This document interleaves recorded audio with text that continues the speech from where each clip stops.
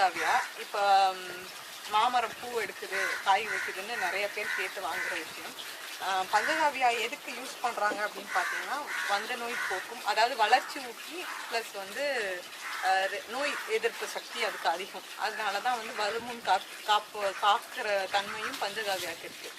அதனால பஞ்சகாவியாவை நம்ம என்ன பண்ணுறோன்னா ரெடி பண்ணி பேரலாக கொண்டு அனுப்பிக்கிட்டு இருக்கோம். ஸோ இங்கே மட்டும் சென்னை பீப்புள் மட்டும் இல்லை, அதுதான் இங்கேருந்து கன்னியாகுமரியிலேருந்து எல்லா இடத்துக்குமே வாங்குறாங்க. வாங்கினவங்க யூஸ் பண்ணுறாங்க. ரெகுலராக மாடி தோட்டம் இல்லாத நிறைய பண்ணை வச்சுருக்கவங்களும், மான் தோட்டம் அந்த மாதிரி வச்சுருக்கிறவங்களும், பயிர் வைக்கிறவங்களும் வாங்குறாங்க. இயற்கை விவசாயிகள் யாருக்கு தேவைப்பட்டாலும் பஞ்சகாவியா நம்மக்கிட்ட கிடைக்கும்.